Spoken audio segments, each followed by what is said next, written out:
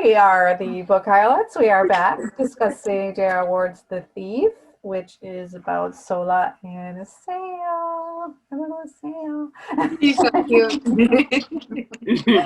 Okay, so Sola Morte, former cat burglar and safe. Wait, I'm Oh yeah, I Elijah forgot. Man. See, I'm AJ Norris. Do we want to start over?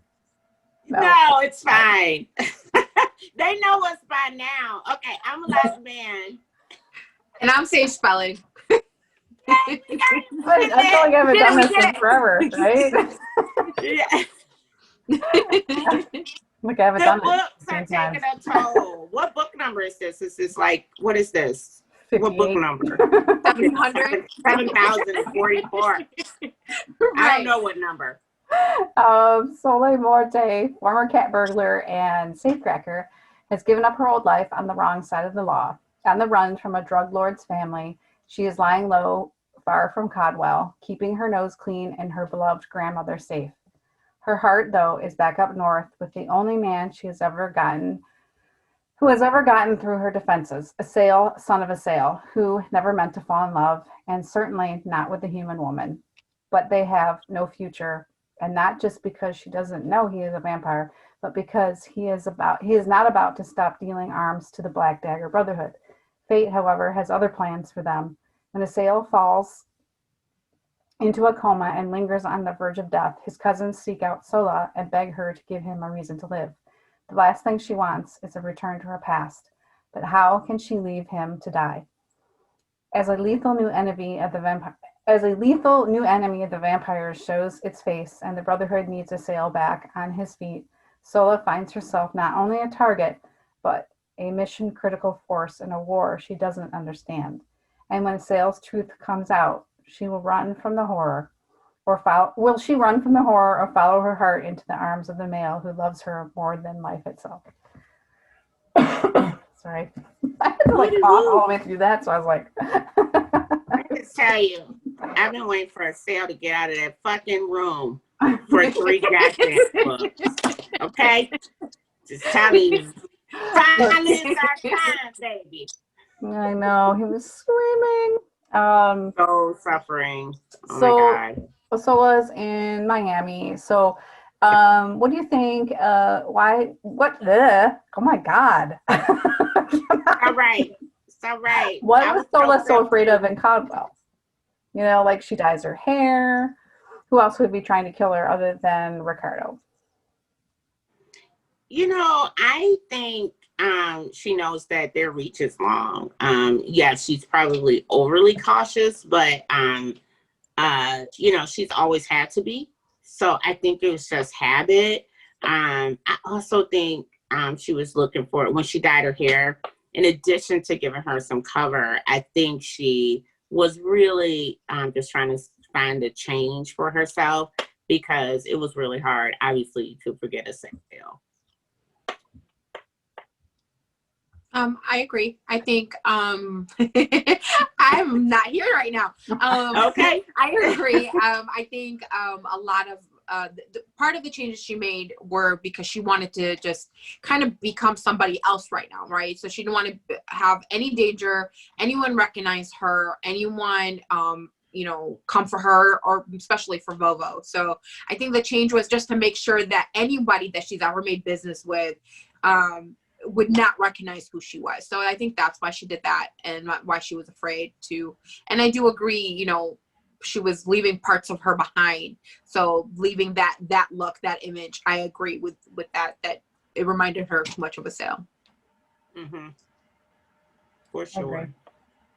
So, poor guy. was Sola jealous or intrigued by her thoughts of a Sale with Nasha in the cottage? She talked about it briefly. I personally, I'm going to go first. I personally didn't think, I thought she was more intrigued. I think she was like, it kind of turned her on. She's like, hey, he's kind of a bad boy, Mm-hmm. I think she was intrigued too. I do think, I think she was bothered, but it was also the first time you saw that like virile man slamming up against somebody like that. And she like, I wonder what, like, I like that, you know? So exactly. And who doesn't want to see that? I don't know. I mean, I think that, I agree that, it was turned around for sure. But I feel like I feel jealous. Like, I would be like, I don't even ever want to have another image of like any, Bella doesn't exist to me. She was never there. I am Bella. So like you know what I'm saying? So like for her to have that image, I would feel a little jealous. Like I wouldn't want that image, So yeah, I mean, she just didn't seem like a jealous type, because I would whoop Giselle's ass. We can talk about that later. Go ahead. Leave it alone. Leave it alone for now. So, does you think Vovo knows more than she lets on? She's just very like at home and at ease, especially around the twins. Just seems kind of strange. I don't think it's because she's some naive old woman. I think sometimes Sola thinks that too. I mean, I don't know. There was some indication that Sola was just like, oh, she's just old and she just, this is what she, but I don't know. I think it's more than that. it could be. She, Bobo knows everything. But it could also be because we haven't seen any indication that it's anything different. But I was kind of like fantasizing about it, like, okay, she gotta be like something else. And I think I just want more of her. So I want her to be like a fallen angel who like gave up her immortality.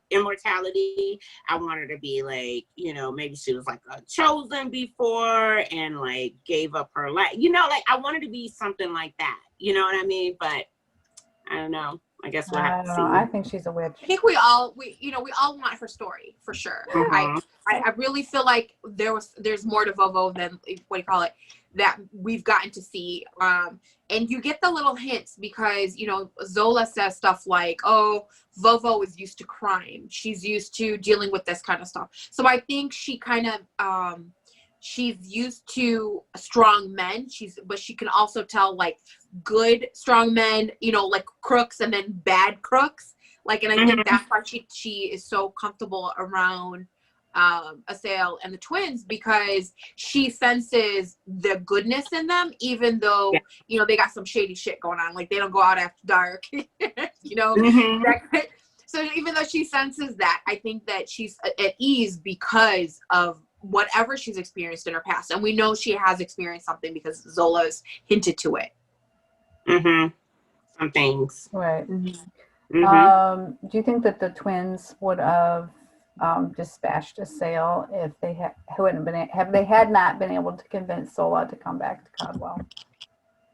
I don't know.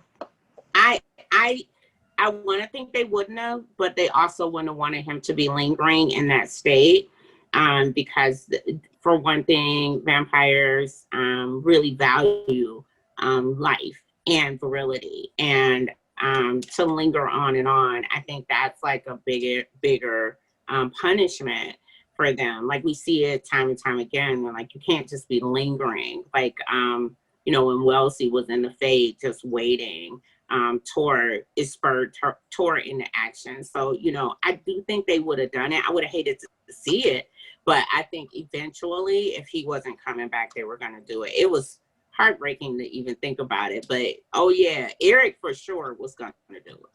I don't know who would have done it, but I think Eric would have been the one to pull the trigger. I agree because I think that it's just part of their society and part of their culture. So they hesitated. They didn't want to do it without making sure that there is absolutely no hope. But he said, I don't want him stuck in his head if that's where he is. And, they wouldn't let him suffer. So I agree. He took every precaution before having to make that decision. But if it wouldn't have worked, he would have done that. Because they were getting ready to go before Zola showed up, right? So yeah, they came back quick too. They came back real quick, which that was awesome. Oh yeah, well, yeah, because Sola shows up at the house and was like demanded Marcus like at gunpoint, call them now. She's so badass. I love it. She's very You know. strong female, a woman. Yeah, I think though that the twin, I mean, they were definitely having some anguish about making that decision now. So it wasn't a light decision, despite the fact that they believe in mercy, basically. Mhm. Yeah, I don't think it was light. I just think they would have had to do it. Yeah. Mhm. And it was funny is that Jane was kind of like, I get it, but she didn't want Yeah, to. I mean, well, naturally, right? Because I mean, it's the same way we're sitting here now.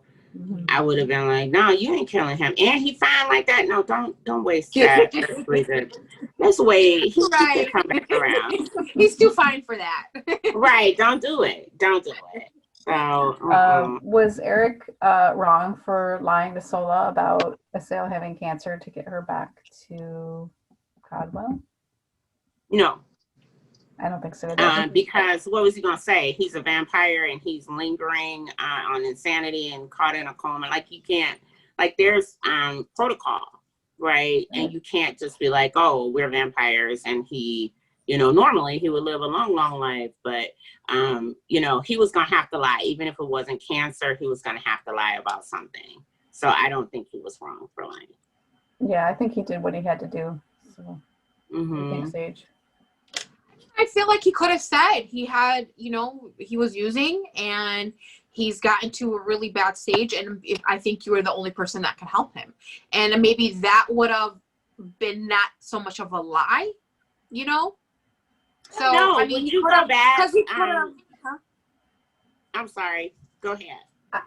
I almost feel like no, she wouldn't have, because she'd be like, he's just some drug addict. Like, I really don't think that she would have thought, she would have been like, that's his problem. I really think that she would have been, because she's kind of hard ass. It wasn't her that told her, let's go. It was Bobo. So I know. Way it goes. Bobo was the one that made us go away. I don't know. I think telling her about his drug addiction was too, it was too risky for them. And at that point, they were ready to pull out all the stops, because she left that life full stop. She was like, I don't want to be around drugs. I promised God that I would not be around drugs. I'm not doing this. So I don't know that she would have went back. I mean, yeah, she wasn't going to go back. I think eventually she was going to go back. I do. By that point, that was too late. Yeah, I mean, it probably would have been too late, but eventually she was going to go back. But I definitely don't think she would have went back. She wouldn't go back for cancer. So she for sure wasn't going to go back for drugs. But Eric had no way of knowing that she would, be compassionate for someone who has a drug addiction, So, people have a stigma about that kind of thing, especially when it's like a mental health issue. So you just don't know. And they see humans as being vain and frail. So I think he used what was empathetic. Something that was empathetic. I mean, that sort of touched on their next question, which was like, would Sola have come back to Codwell if Asale wasn't sick? And I think we pretty much answered that. Probably she wouldn't have, or not come back eventually, in time. but maybe not in time. Mm-hmm. So bless her heart. I don't know why she wouldn't. I'm gonna say that I would have been back on the first thing smoking to get my boo like that. Oh, I'm coming. First of all, I would have never left. He would have never gotten me to get in that car and drive to Florida. That would have never happened. I'd be like, Vovo, go make us something to eat, and we're gonna sit right here on the couch and watch Netflix. That's what the fuck we doing. I'm not leaving him. Okay, go ahead. I'm sorry. I'm just happy he out. I'm happy he out. All right. How do you feel about Sola and her effect on Sale when he basically was at Death's door when she came back? You can go first, Sage. I've been monopolizing. No, I thought it was adorable. Like, he couldn't get into his body fast enough. Like, let me in. How do I get back in my body? Right. So he was struggling with that for a bit. Yeah, and it was I liked, because as soon as he noticed that she was in the room, they smelled his bonding scent. And then, that was just like, it was really, really cool. It was really cool. Mm-hmm. I enjoyed it. I thought, I knew she was going to have that effect on him because he just loved her, from, the moment she tried to break into his house, he was like intrigued with her. So, yeah, it was really cool. And I'm glad that he was around to see that, because if it had been like moments later, I think he was out of there. Yeah, that was kind of one of my favorite scenes, where when she first is tracking him, and he just kind of Yeah. appears and he's like bending her over her skis, and that was really sexy. Very sexy. Very, very sexy. That's the moment I fell in love with Estelle. I was like, you just gonna bend her over them skis like that? Bend her, then. I'm with it. So we get introduced to Ricardo and Eduardo's sister Victoria. What did you think about that little bitch? You know what? She was a bitch, but I'm gonna say this: she was strong AF. I do believe that the women in this story, Victoria and Sola and Vovo, are like some of the strongest female characters, like next to Payne and Hex. Like, they're right up there, and then they are even human, right? So as far as we know, they're human. But they were super strong, super ballsy. And I just felt her pain when she like stepped out of her car and it was like slush all over her fucking shoes. I was like, oh girl, oh the shoes, So I actually, if she would have not been an adversary of Sola and Estelle naturally, I would have really enjoyed her. Because she was like, she was strong, and she was she was playing a game in a man's world, and even if she's flawed, I respected that about her. Mm-hmm. Yeah, I thought she was badass. I liked that she demanded respect from anyone and then she knew how to play. Like, I like that she knew how to play her strengths as well, right? And knew how to play that whole like, well, I'm just a girl, so I liked how she was able to manipulate people in that way. And I don't know if it's really jacked up that I'm saying that, but I liked that about her. I liked that she was strong, and I liked that she came in and was like, listen, somebody did something to my brothers, and I'm going to find out who the hell did it, and I'm going to take care of it. And, and how she put on that face when she finally went and found their bodies and pretended like it wasn't there. Like, that's some will right there. That's some real great character, right? To be able to put that mask on, I think, God forbid, I wouldn't even know how to function, right? This girl is badass.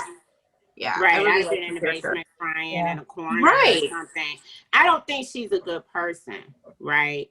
But me, I always have like that affinity with people who are kind of flawed, like Estelle and Rev, and they do bad things because that's the life that they lead. And maybe if she would have had someone to love her, she would have become a different person, but I don't know. We'll never know that now, will we?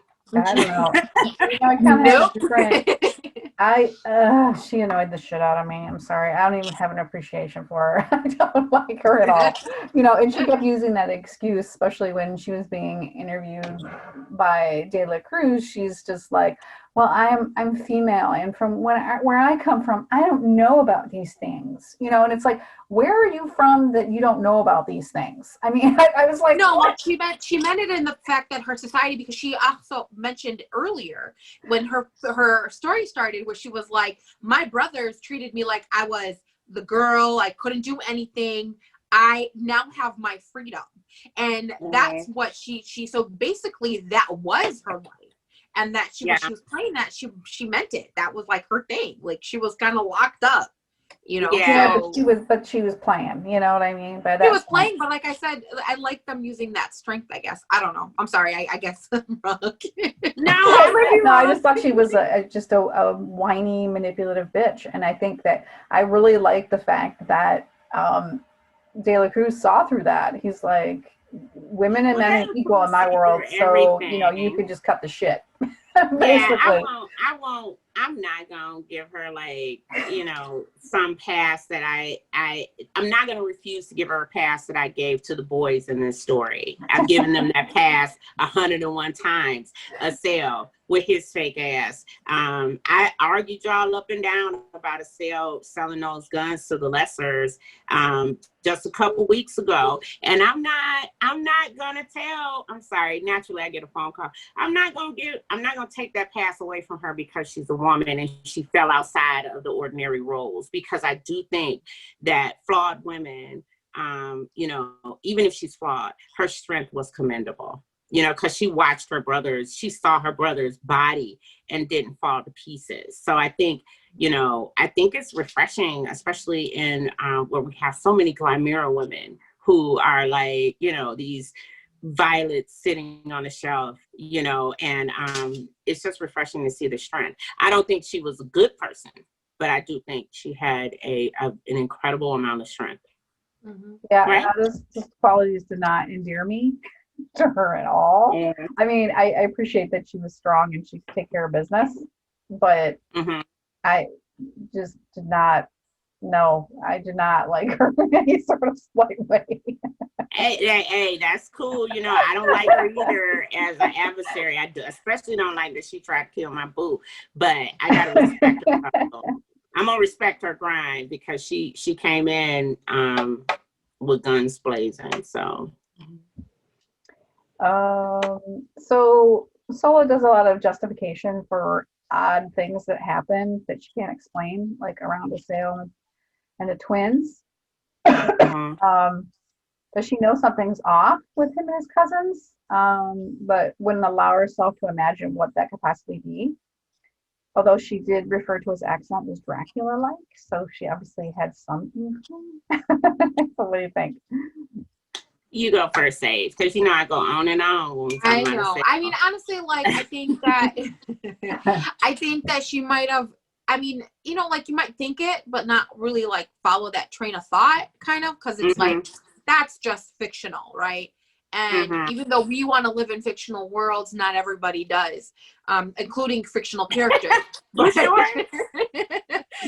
But I think maybe, you know, because when she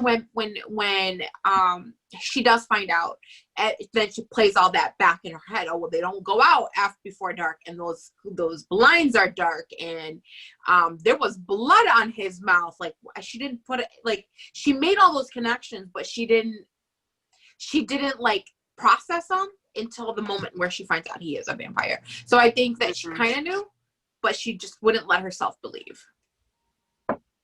Yeah, go ahead. I think she knew something. I don't think she had an inkling that it was vampire, but I think she knew something, like something was off about him. But I think a lot of times we do that when we like boys. Hello? Are you guys here? Yeah. Oh, Sage is like smiling really hard right now. So I think frozen on my camera, so I don't know if I'm frozen. Oh, you were frozen. You were smiling like, I'm like, oh, you really digging what I'm saying. Okay, I got it. All right. You're unfrozen now. All right. So, what was I saying? Hello. I was saying that I think she knew something, but I don't think she thought vampire. You know, because you know she's a human, and I don't think she could allow herself to you know, believe something like that. And also, I think we do make excuses when we really like a boy or a girl. You know, we can be like, well, you know, that's a little weird, but that's okay. You know, so he's really cute though.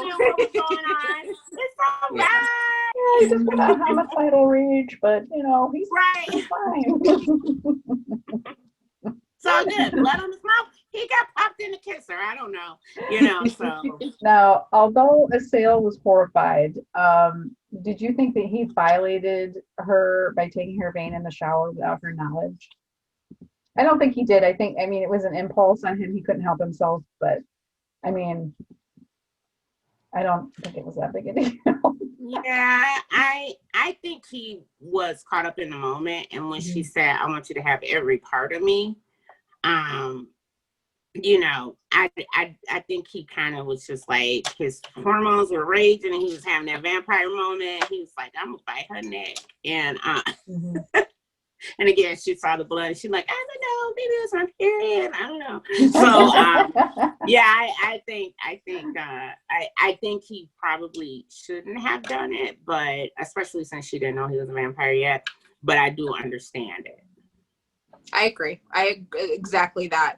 I mean, it probably was a violation according to their thoughts and beliefs anyway, that it was a violation. Mm-hmm. So for him, for their thoughts, it was. So I'm gonna go with it is. And but I know that it was intentional because he just would never do anything to hurt her or do anything like that. So I agree. You know, it's an interesting thing though, because I just kind of want to bring this up. You know, in the past, you've seen vampires take the vein of a human without them knowing. Z did it, you know, the bastards did it. What makes this different? Is it just that he was bonded to her? That he cared? It's a love thing. Yeah. Because if you love somebody, you don't really want to betray or tread on them, you know, without having their consent, without having their permission. So it's one thing to take blood from somebody, you wipe their memories, and you're doing that to live. But he had fed on chosen blood several times. He didn't need that blood. So that kind of makes it different. And he loves her, you know, so it's different. It just is, you know. Yeah. So I get it. I get it, Asaya. I'm never gonna live. I'm not mad at you. I'm not mad. We understand. We understand. So the zombies. What in the actual fuck? What did you think of those? No, things? It was weird. That was a little. I was like, "What you doing, reanimating, dude?" Like, it took me to The Walking Dead. The first time I read it, I was like, "Is The Walking Dead coming to Caldwell?" But they were interesting, but they're so easy to get rid of, you know, like most zombies are, right? So, thank goodness for these special bullets, right? Yeah, but it is sad. Right, holy water, or what? Sanctuary water. Yeah, sanctuary springs, whatever. Right. I thought they were cool. I liked not having to worry about lessers and that the smell, like thinking of that smell, because that smell. Oh, every time they mention like the garbage and the baby powder, I always go, like I just have that. So it was kind of nice to have a bad guy that didn't have that smell. Well, no, he had a smell when he opened his mouth. He said it smelled like decomposition. Yeah, he did smell decomposition. So yeah, they for sure had a smell. It wasn't baby powder, but decomposition is not better. No, but I'm just thinking, like, for me, like, it was always that because they mention it so much of baby powder and garbage. Like yeah. Well, this is the thing. You know, I haven't bought baby powder in a long time because I can't stand the smell of baby powder now. Like, right, every time I smell it, I'm like, lesser. You know, like at my work, like, you know, like when I was still working, like there was somebody had bought some spray, you know, like fart spray. Oh, like that spray. Like and it was baby powder scented, but it was like this fake, like baby powder smell. It wasn't even like, you know how like, you know, Johnson & Johnson's baby powder smells, but this was like this, it was so rancid. I threw the can out. I didn't even care who bought it. I don't want any of that. No, thank you. I can't stand the good smell of baby powder. I used to love baby powder smell, but now, like ever since I've been reading, I'm like garbage in baby powder. And then there was like guys that would wear, like in the summer, they'll wear baby powder, and all I can think is, you are a goddamn lesser. I know you're trying to kill me. Are you trying to kill me? You know, I don't like you either way. So disgusting. Okay. Why did B lie about his wound to the king and the brothers? You know, I don't know. I'm still like confused on that. I think he just didn't want to be like, he knew about what happened with Butch and all of that. So I felt like that would be more of a reason to say something, but I think he just didn't want to be sidelined, maybe. I don't know. I don't know what V's deal was throughout half the book. We're gonna talk about him in a minute, but Yeah, I just feel like he was scared, like, because he really was worried that he was going to turn into a zombie. He was really freaked out about that. But And at that point, he Mhm. didn't know, right, I right? know, but He didn't know I how think it really that. just scared him. I think he was scared. Yeah, I don't know.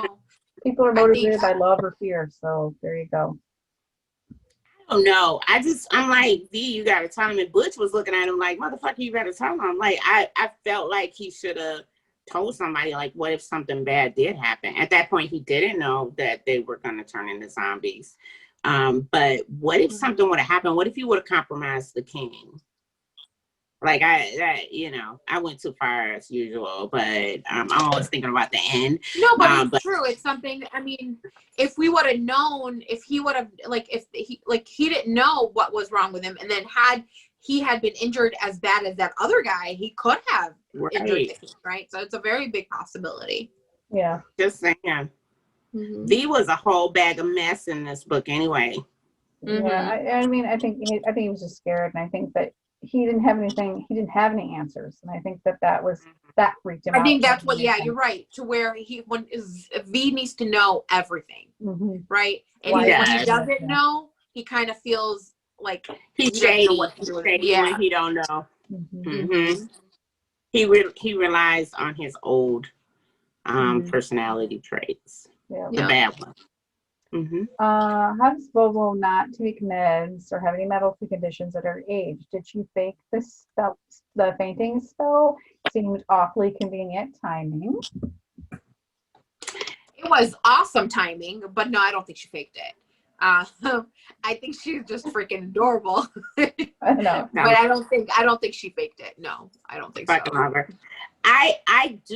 I do know people that are in their 80s that don't take any medications. They're like super energetic. They keep themselves busy. And, so it is possible. But I also think everybody has a max. So, the car ride, and then she came straight in and started working. And, knowing Bobo, she just wasn't, like, she was taking care of everybody else first. Like, she wouldn't even eat when the twins were there. She was like, no, I'm finna, she cleaned the kitchen before she had anything to eat. And they were there in the middle of the night. So I think she let herself being useful again overwhelm her, and she was dehydrated. It was great timing, but I think she just couldn't go no further. Yeah. Bless her heart. I love the fact that she was like, you marry him, Sola. You have to marry him. Promise me you'll marry him. I'm at peace. Just promise me I'll be at peace when I go. I'm ready to go. And then she found out, like, she thought she was dying. She was something. And then all of a sudden, like, she finds out, she's just dehydrated and exhausted, and she's like, you marry him or I will die.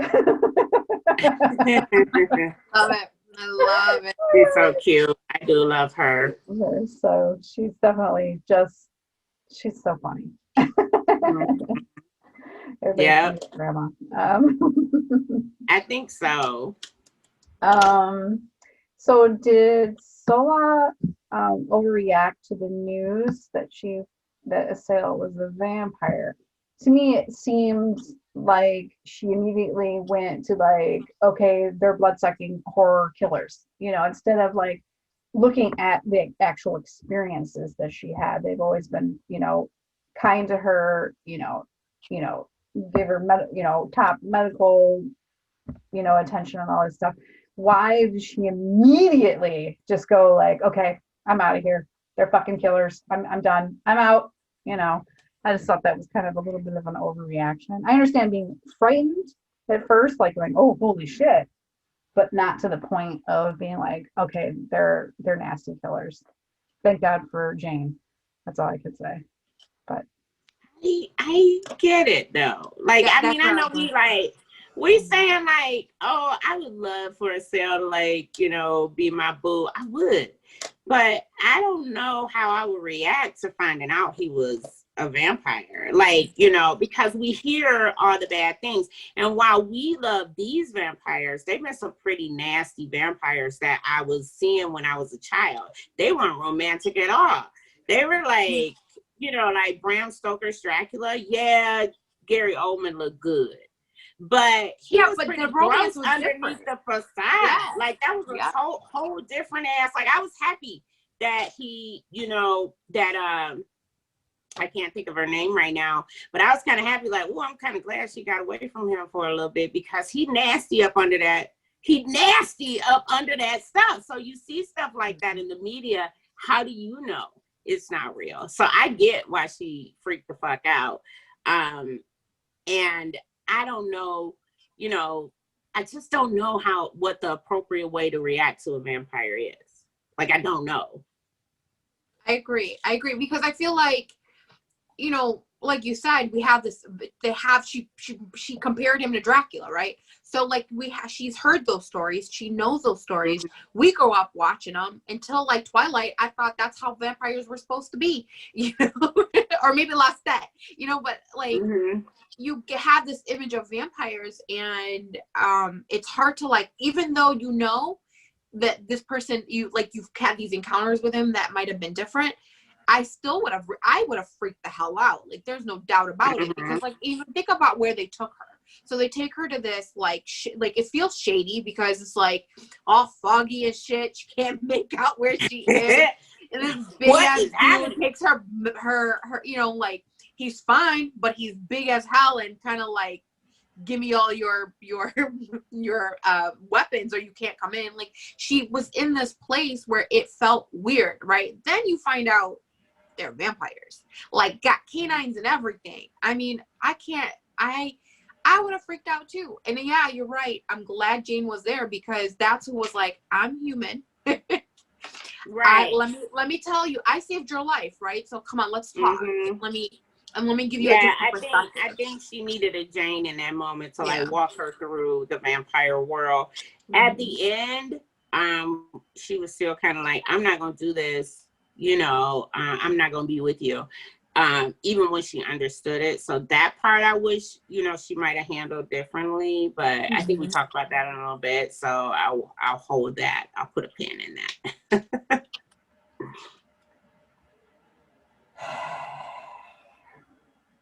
I think you need to, I personally think, I kind of disagree with you guys. So, I just feel like that, you know, she needed to look at what her actual experiences were as opposed to hearsay. And, you know, it was unfair. And you know, it kind of leads me to, she winds up kind of accepting it a little bit.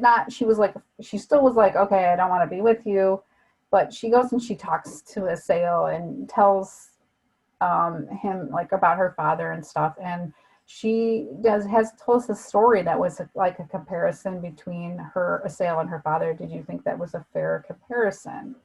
I personally don't think so. Yes, he lied about things, but it was self-protection. So I'm not really like, and protecting her as well. So I don't know. Yeah, I don't know if her comparison was fair for her to cast that on Estelle, but I do understand why she felt that way, because I think for her to let her guard down and be with a dude, and then he kind of like her daddy, right? So, you know, Estelle was kind of a dirty dude for a minute. You know what I mean? Like, he was dirty for a like, long minute. He was real gully, and I'm like, oh, Estelle, like, you know, we talked about it, like the shit that he did is similar to her father. You know what I mean? And I think I do understand why she thought that, and then for him to be, you know, just north of animalistic, I think, you know, I do get why she felt that way. I don't like it because I don't see a sale that way, but I do understand where she's coming from, and it's not outside of her character. She's distrustful You know what I mean? She's distrustful of people, and she's always thinking that only her and her Vovo are the people that will, that's all she has, herself and her grandmother. So I don't think it's out of character. I don't like it. I wish she wouldn't have done that, but you know, what you gonna do? The girl has been hurt her whole life. Right. And then just because, like, you know, I mean, she loved Assail. She loved her dad. You know, so it wasn't like, so she kind of made that correlation, like, I love them, but they're like bad people, right? So, you know, and that's something like, I totally see her doing that, and why she jumped to that conclusion. Yeah. I mean, I don't think it's out of her character. I just didn't think it was fair comparison, but I don't like it either. Yeah. I didn't like it at all. Yeah. Because her daddy was kind of like super selfish, you know, like he let her starve, right? Yeah, I think he was worse, personally. Yeah, so he was like Assail did things, but he never viewed what he was doing as hurting people that he cared about. He hurt humans, you know what I mean? And even when he was selling the guns, like, you know, he did things like that. But I think if he always protected Eval and Eric. So, you know, that makes him different than her father. But I don't know if she could see that all together fully in that moment. I think she was not at that moment. Yeah. So, what do we think that Vovo's backstory could be? We kind of touched on this a little bit. And what was your favorite Vovo moment in this book? I already said mine, which was like the flip flopping and her like, I'm going to die, and you know, oh my God, be happy. I will die in peace. You go first, Sage. So I don't know if she's magical. I don't know if she has that line, but I can see her being someone's, like, you know, Bonnie and Clyde. I really feel like she's somebody's Bonnie. Like, you know, 'cause she's so down with, you know, like she was somebody's Bonnie. Like she was into the life. She's so badass in that way. Even though she's older, she just is resilient. She, you know, like she's just smart. So I just feel like I wish I knew her backstory, because I adore her and I would love to know more. But I kind of feel like she would be someone's Bonnie, you know. And as for my favorite line, my favorite line was, she's like, he's not Catholic. It's okay. He converts. My favorite line. I think. Oh my God, that was hilarious. I think my favorite line was when she was like, "Get in the car, we go." You know, when she came back and was trying to like not go see Assail. I loved it. I was like, "Get her ass in the car." That's right. And she's like, "God brought you back. God brought you back through him. So get in the car." You know. So I think that was I love when she's forceful and like makes everybody bend to her will. That's probably my favorite. And I think I think she's like, wouldn't it be cool if she was like a fallen chosen or a fallen angel, and she like gave up her immortality to be with this human man who obviously died, and gave her son, as sorry as he is or was. And, you know, so I think that would be a very cool backstory. I still maintain I think she's a witch. And she's a badass witch. Hopefully we find out soon. Well, I think she's intuitive. You know, I think she's more intuitive than Sola even gives her credit for, which I'm not really sure why. I think she's just protective of her, I think, though. Yeah. I would be protecting her too. She's too adorable. Yeah, she is so cute. Oh my gosh. And her little, her patent leather black purse, you know. Right. It's probably got all kinds of mints and shit in it. But technically she'd be a bruja if she were a person. Okay, so what do you think? What do you think the jewels in the sanctuary are being saved for? It's supposed to be the rich, the wealth of the race, but like what? So I feel like, I don't know, but I feel like it's like the money. You know how like here we have our vault, like we have the nation vault. I feel like that, so I feel like it's like the equivalent of for the crown. Yeah, for the crown. I just think they don't belong to anyone but the scribe virgin, so they can't take them. Like, you can't really take her stuff. You know what I mean? Like, yeah, it's up there, but it's not. I feel like that's her stuff up there. They shouldn't be removing that. This is the thing. What is she going to do with them?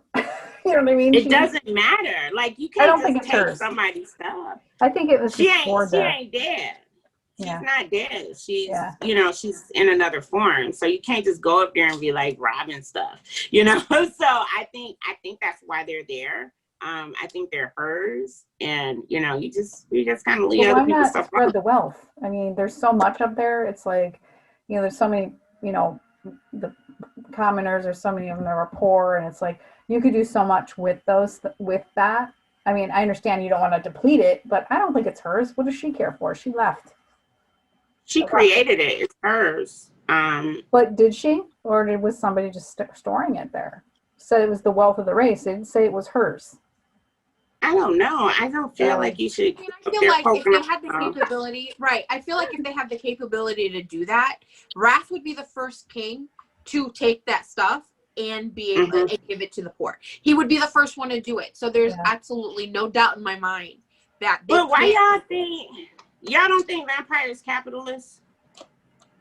They for sure capitalists. Oh yeah, they're definitely capitalists. But I'm saying, they don't just like, that, you know. I'm saying that Wrath isn't though. If he can help his people, he would in that form. You know what I mean? So I don't think so.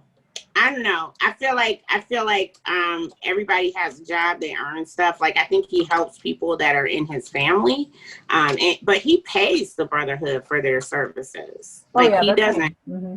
Yeah, they're paid workers. So they have a very capitalist society. And, you know, if you do transition to that, it's socialism, right? To just give them money. So I don't think that's the society that they have. I mean, maybe I'm wrong, but they don't seem like. No, I know what you mean, but I just don't understand why save it. I mean, what's the purpose? You know what I mean? We don't know the purpose. I don't know. It's one of those unanswered questions, like the coffins. Maybe I'm too capitalist. maybe I'm the one. So who do you think it's her stuff. So who do you think took the book? And do you think that V's assumption that it could have been one of the chosen is correct? I know, like, Fury was just really offended by that, and I think that he has blinders on. He doesn't seem to pay attention to the chosen much. So at least we don't see that on the page. He just seems to be just kind of like, you know, it's like they don't. I mean, what do they do up in, you know, the Great Camp? They cook, they clean, and they embroider. I mean, what kind of a life is that?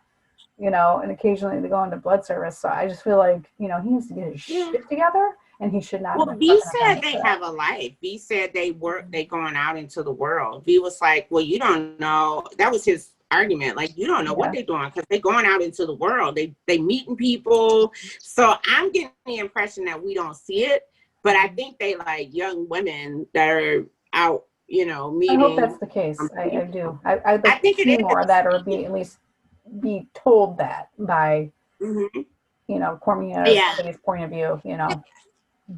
No, I think that we would have, like, I don't think Fury cares where they go. He's like, do you girls, do you, you know, if anyone hurts you, come tell me, but go do you. But right. So, but the question was who took the book, and I don't put it past something or someone manipulating a situation or manipulating a chosen, because, you know, we know that they're a little bit less than worldly.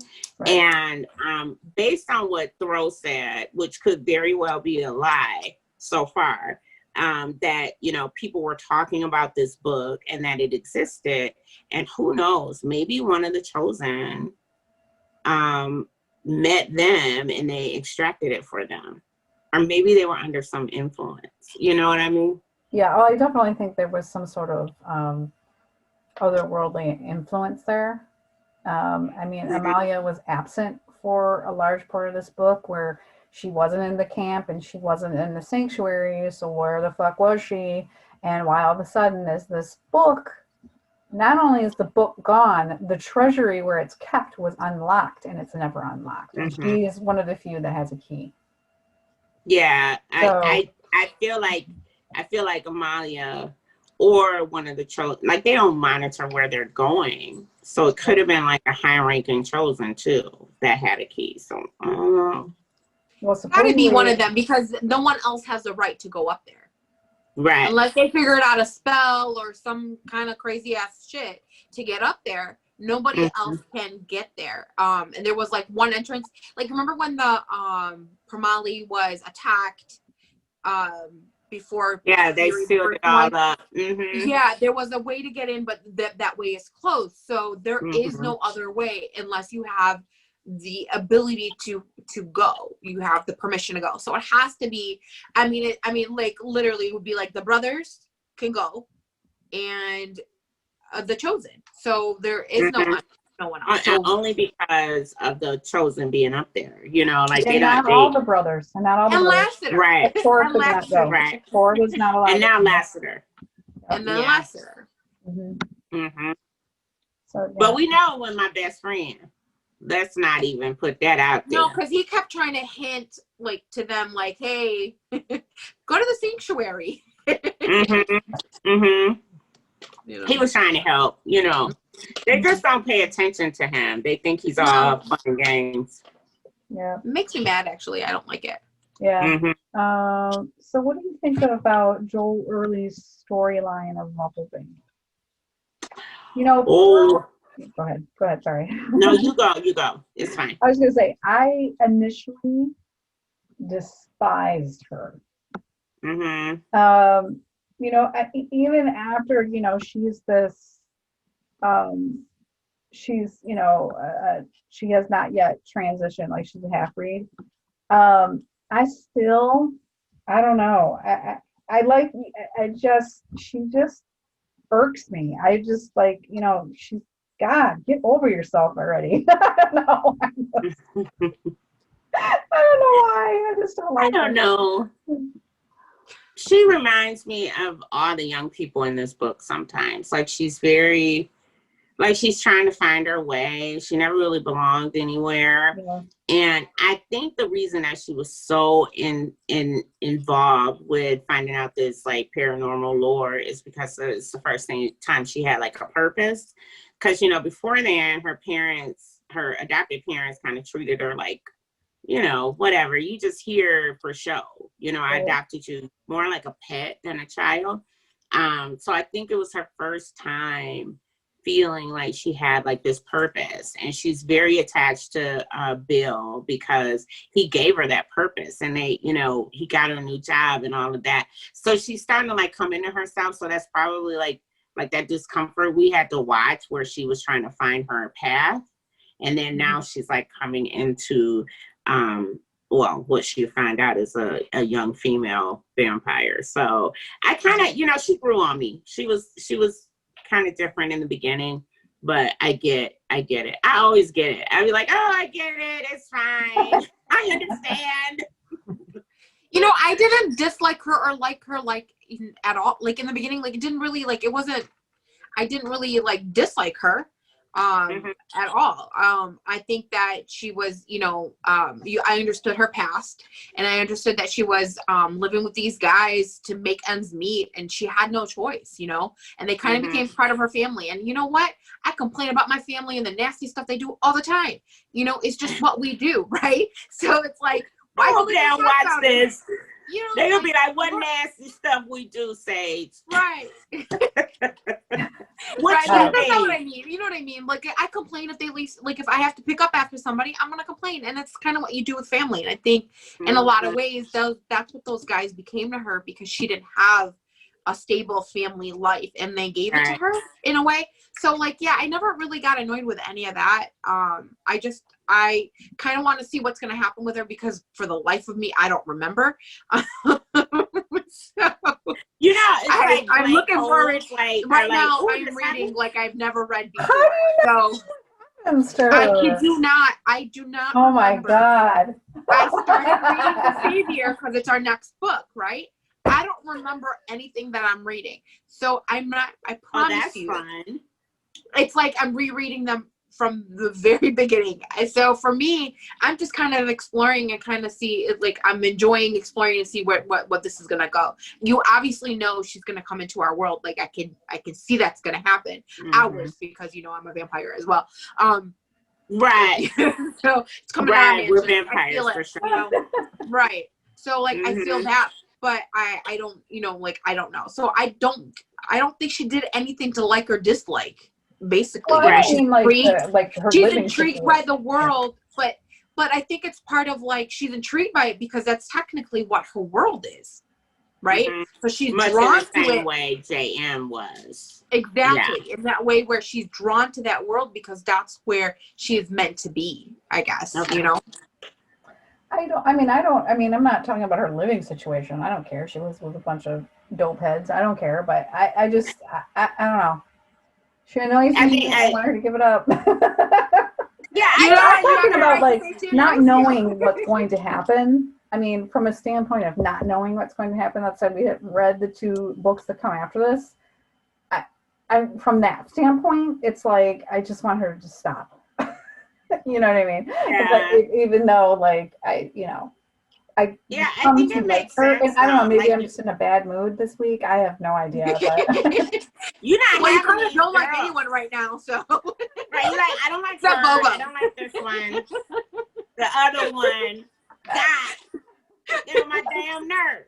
But yeah, I get it. But I do feel like it's one thing if it was outside of their character, but everything about these new women, it was totally in line with their character, and it made sense that they would make those decisions. Naturally, they're not going to make decisions that I would make because I'm not, I don't have those life experiences that they have, but it totally makes sense. You know what I mean? Like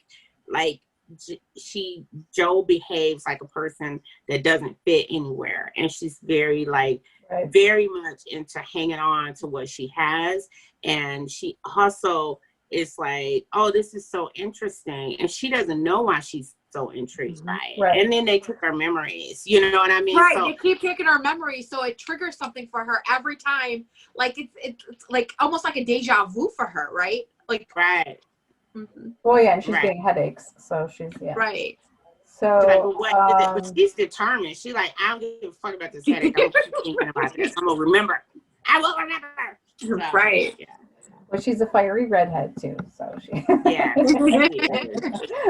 So very. What do you think of Murder? And was he Winnig's uncle? I'm pretty sure he was, but it wasn't really said specifically. So it was like I think he is, but I wasn't really sure. So you're really right. They didn't get a say what on him. They didn't say what he was. You're absolutely right. Yeah. They said he was next in line. Yeah. So that must have been like far removed. So he could have been like a distant cousin. He could have been a nephew of the guy and a cousin of Winnig. Or he could have been his uncle, because Murder is younger than Hex, right?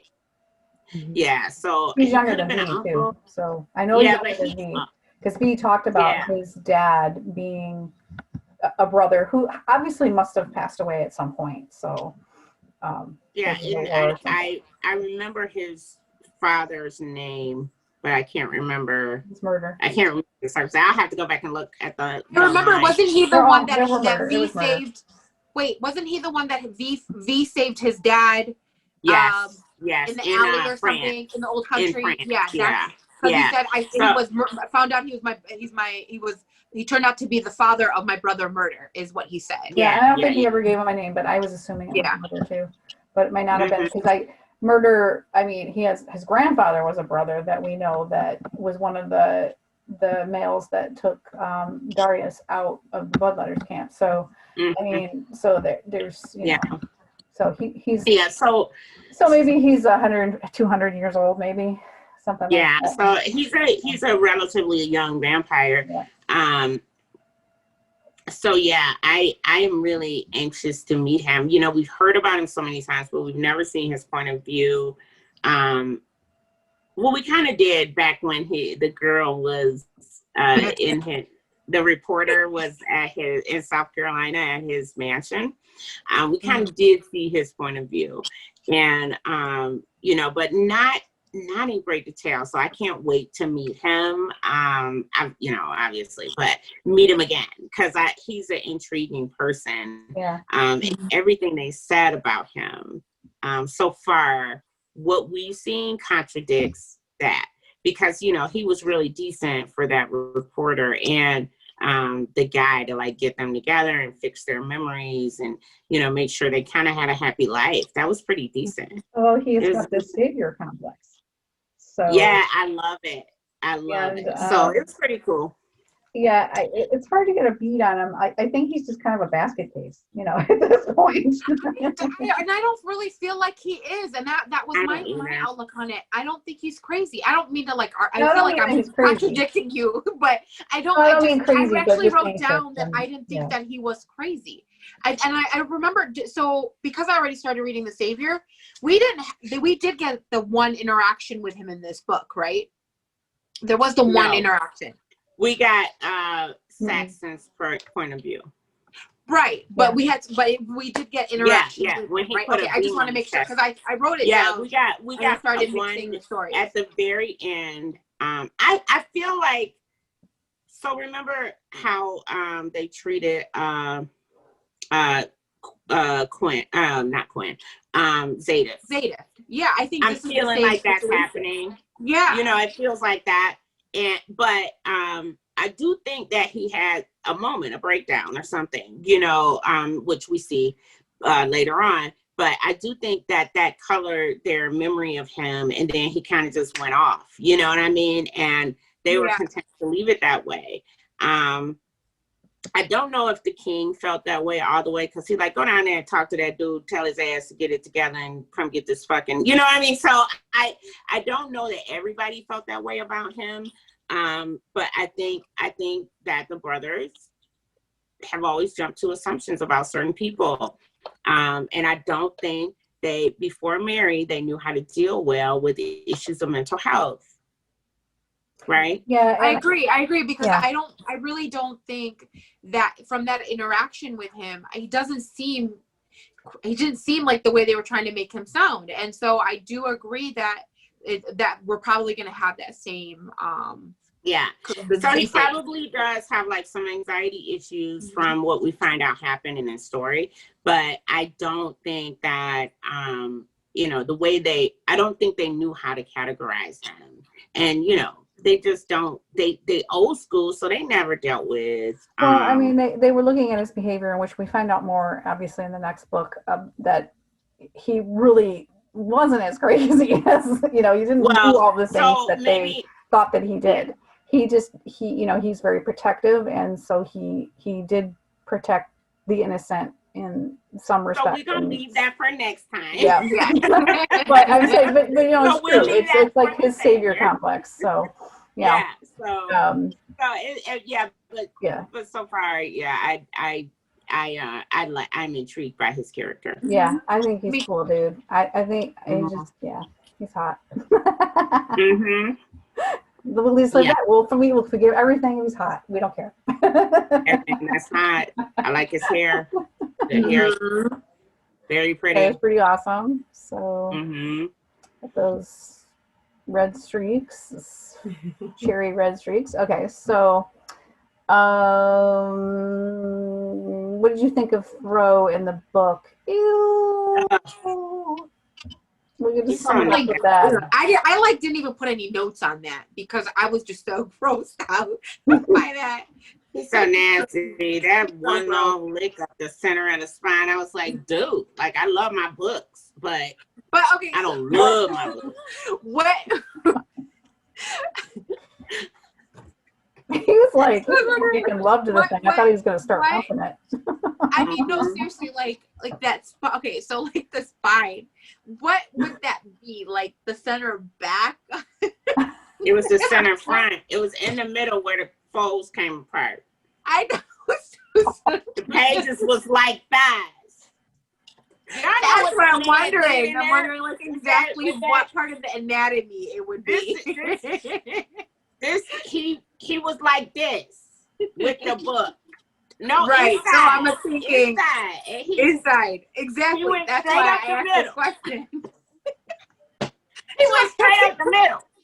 Oh, That's why I asked the so question. nasty. I know where he was licking. You know where he was licking too. I Listen, do. don't pull Victoria Ben Louise on me. I know you know where he was licking on. Oh, it's so disgusting. I had to bring it up, so, but I really just had to. And he was like, the inky taste. I'm like, bro, that's nasty. He literally was like, the inky taste. Oh, I'm like, bro, put that book down, sir. He's gross. He's so gross. It is repugnant. Mm-hmm. Yeah, I think Thoreau nasty right now. He is in He's love. always been nasty. He was better in the beginning. I think he was broken. I never liked him. I don't know. Ugh. You ain't like nobody right now. You like, I don't like away with you. Like him. I don't know what, but I don't like him. Ain't my thing. He's short. I don't know. It must be, I don't know what it is. I know what it is. They done got on your damn nerves. These characters are getting on your nerves. God damn it, girl. Okay, so getting back to, what would you have done if Fritz told you that your Helen was having an evening with romantic accoutrements? Accoutrements? How do you say that? A what? Accoutrements. Accoutrements? Accoutrement. It's without you. What would I have done? I would have done exactly what Jane did. I'd have went over there to the motherfucking Commodore and been like, let me tell you something, V. I probably wouldn't have been just standing there. I'd have been like, where the fuck is your shirt? Mm-hmm. Where is your shirt? And we would have had it out right there on the balcony. I'd have go through the glass, and he'd have been so sick of me because I was not going to have a calm conversation with you, sir. At all. 100% agree. That is literally what I would have done. And I probably would have used like my foot or something too, because I probably would have kicked him. Yes. Yes. Fine. Right.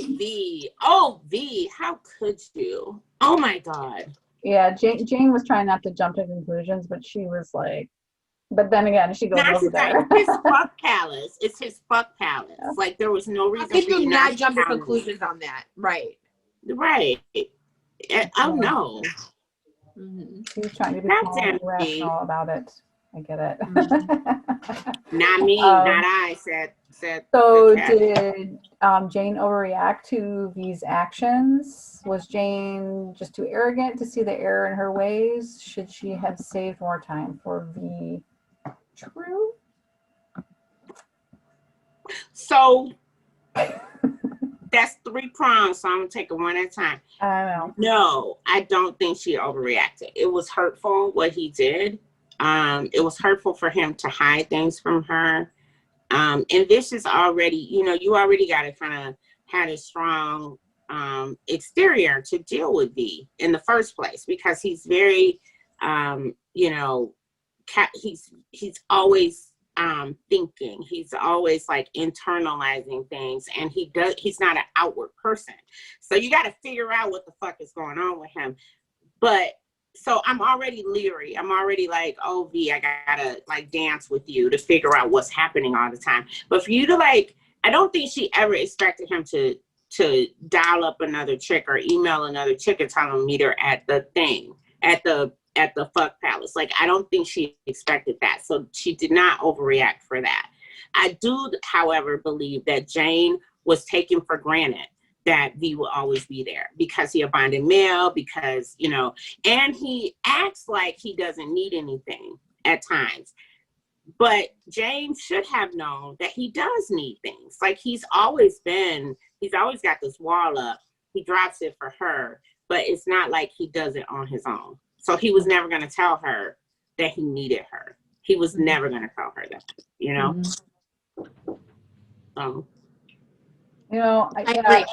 I agree because he sorry, someone's knocking on my door and it's throwing me off. I agree that she did not overreact. 100%. I totally would have did the same thing. I do believe that she did take him for granted. There were things that she could have done. She, like, you know, when he was talking about the stuff that he's like, you know, you come in, you fall asleep, I'm the one that covers you with a blanket. I'm the one that does this. Like, she, you know, she was doing her own thing and so involved with, which she should be, because she was afraid that she would injure someone in that household and then it would be on her shoulders as she did it. So I understand where she was coming from and why she was so focused on it. But she should have kind of she didn't take any time to step back. And I think that she was faulted on that. And I know there was a third question and I don't remember what it was. I think you got it.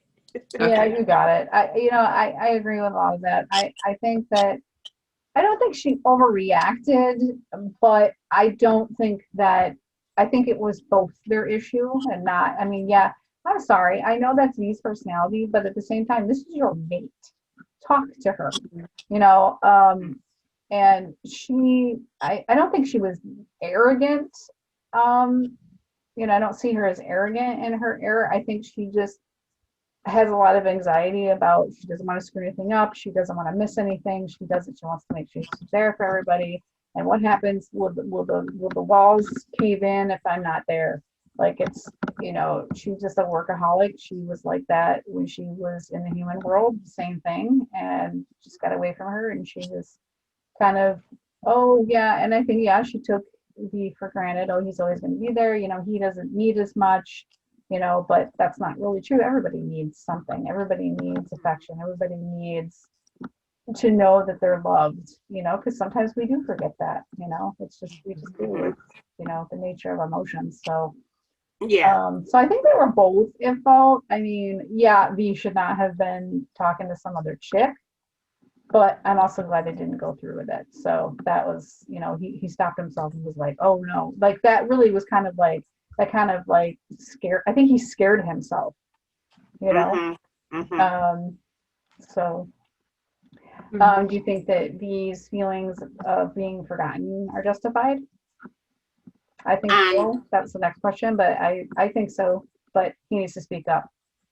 Grow up here. I don't think anyone, you know, and this probably because I'm an old chick that's been in, like, you know, long-term relationships, that I do think that sometimes we can forget that, you know, our partners have needs too. But it's always best to have that conversation and say, you know what, I need this. Because people can't read your minds. You know, I know that it's easy to fall into a routine, but sometimes it's better to have the argument than it is to just let it go. So that night when he was falling back on his sword on, when he was in the hospital and he had been injured, I feel him on that. I really feel like Jane didn't, like, she like, oh, he always all right. Like, I got him together, let me go deal with everybody else. And I don't think anybody would have blamed her if she would have taken a moment to see about V, like other Shellens do. And I do think you said earlier that you don't think she's arrogant. I think Jane is completely motherfucking arrogant, because she act like that hospital, that medical facility will fall apart if she's not there. And so that's a part of arrogance. And I think, you know, a lot of doctors have that little bit of a God complex where they're like, you know, I am the best at what I do. And they have to kind of think like that, because it takes a lot of audacity to put people back together again, right? And you have to believe that you can do this, because it goes against, like, people die. So it goes against that, the natural course of things. So to believe that, I think she has to. But I think she just needs to let go a little bit. Well, I mean, arrogance or control, like she's a control freak. I don't know if I don't think arrogant is the right word for me, because I don't. No, so I just think that when I brought up the word arrogant, though, that was one of my questions. And I think the reason why I brought up the word arrogant, I didn't bring it up in the situation with her and V. I brought it up in the situation where we're going to talk about in a little bit with her and Manny. And you brought up the hospital, so I think I'm just going to bring that up and you can ask go ahead and talk about later. it. Yeah. But I felt like the reason why she was arrogant was in that moment, she didn't stop.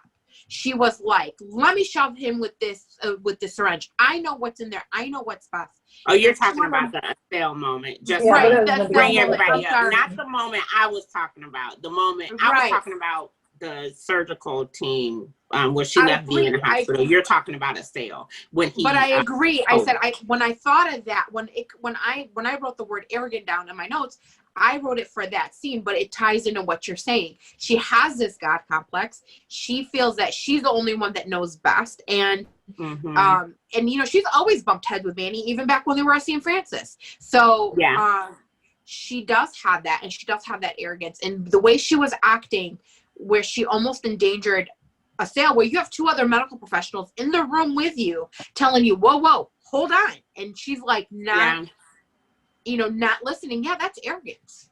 Yeah, and Manny was completely right. You don't know what the fuck in those syringes. Exactly. And I'm telling you, Jane, if you would have hurt my boo, it would have been we'd have some motherfucking problems. So, take a beat. There's nothing wrong with taking a beat. And she's so confident in her capabilities, which is arrogance.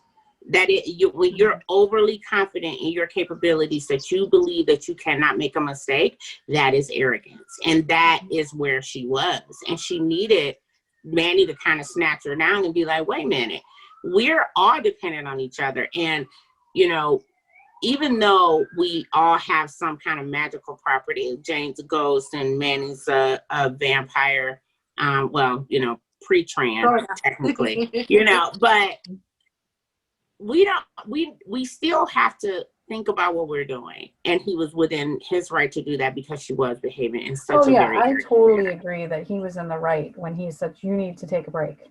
We need to schedule, we need to find somebody else also, because they're not just, it's not just the Brotherhood anymore that they're servicing, they're serving, it's all the bastards, it's all the Shellins, it's friends of the Brotherhood, it's what I mean, and it's a lot. It's a lot. So she needs to take a minute, take a day off, take 2 days off. Go sleep with your man. Yeah, go fuck your man. Because what about those makeup sex? Right. V was such a fuck boy before he met Jane, and he has a high sex drive, and I think. And I know we can't be responsible for our partner's sex drives, but when you're in a relationship, you kind of gotta have those discussions. Like, I know that you want a lot of sex. Are you okay with me being at the hospital all the time? What is appropriate for me to check in on you? Both of them should have been doing stuff like that. Right. And I agree. And you brought up, I thought about that. And I thought about the time where, where he would just go down to the hospital. They would have a little quick bang and be done with. Right. So, they got caught a couple of times. So those are the moments Quinn walked in on him banging her. No, not Quinn. Trez. Yeah. So what happened to that? Yeah, those moments. Right. So you need that. And I think they just veered off track, which can happen in relationships, especially long-term relationships. You just start getting that complacency. Not blaming them, but you gotta talk and continue talking. So did you think that at one point that V was missing out because his brothers were starting to have families and maybe he felt a little left out because he could not have one with Jane? Do you think that contributed to, some of his loneliness? I don't think it was a baby thing. I think he was very jealous of, he even said, Butch and Marissa are always banging in there, and he feeling like he just sitting out there with his computer. So I do think he was jealous of the way the other Shellings treat their mate, because I haven't seen other Shellings put a mate on the back burner in the way that Jane did. It does, yeah. I've never seen that before. And I know she's busy. I'm not blaming her for having a job and a life. And I think Jane desperately needs that. But I do think that V was very jealous of, the attention that the brothers get, because I think he thought he was done with that, like done with fighting for attention. He never got it from his mom. He was in the fucking bloodletter camp. Like, he had a hard ass life. So he like, oh, now perfection begins, and it just wasn't happening. I loved how, like, when Jane had, stepped in front of the bullet for Fury, and, it popped her to the sanctuary, because she would have died in real life, and that's just where, because she's a ghost, she wound up going back there. And, and all the brothers were all worried, and, they came through the vestibule, and they were all like hugging each other. And I just thought that was really cool. Just like, and I think even V was like, had an appreciation of it, even though, he's so stoic. He was like, oh, I'm loved. Yeah. I like that. And I like that even though, like, you can't, it's like a fishbowl there, it's still, there's so much love there that it's just like, even if you can't help but feel a way about it. So, I like that. So we already covered that. Do you think that something could have, I think we already covered this, like, basically we kind of agree that V and Jane should just talk more, and that they could have avoided this whole situation. Yeah. So, when will V give Lassiter some slack? Will they ever make up? I think they like to argue at this point. It's just like a pastime. Yeah, I agree with that. I think Lassiter give V just as much shit, like when he took off the My Little Pony pants, and Lassiter was razzing him. He was razzing him harder than anybody else in the room. So I think they kind of enjoy it.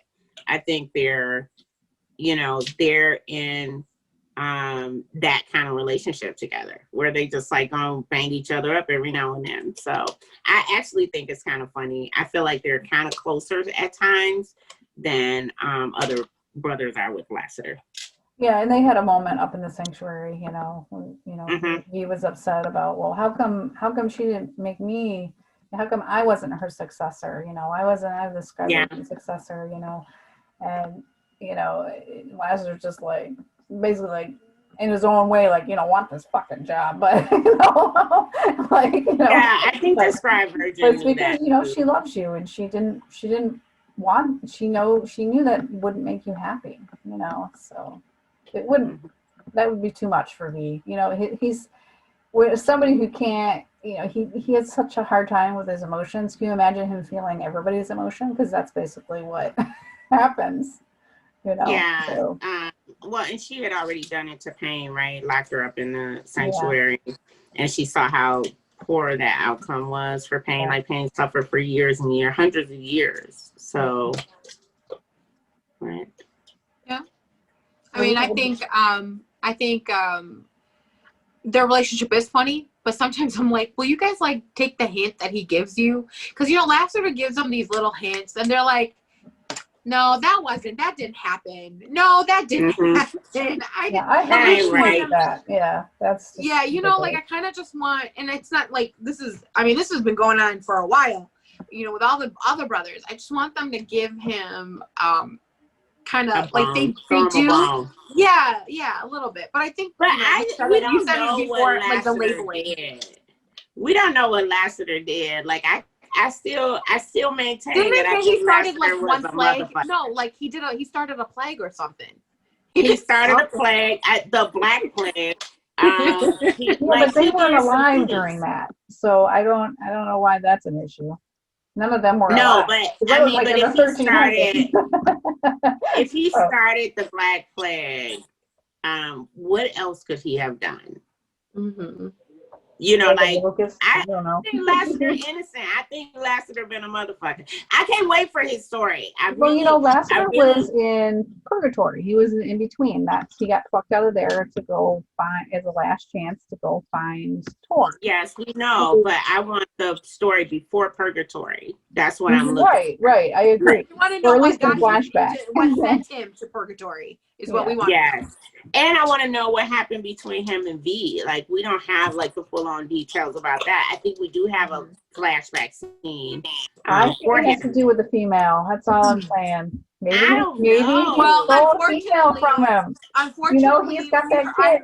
He's got that But kid. Sorry, I'm unfortunately- still maintaining that kid. Oh, sorry. we haven't Listen, gotten to that. unfortunately, Yeah, we're too not soon. gonna get shit until the last book in the series about Lassiter. No, I think she can it's do got- some. No, I don't want that. I don't want That's the what last that's book. what I heard. What I want is the backstory. I'm not trying to get the last book. I don't want. I get it. That'll end the series. I don't want that.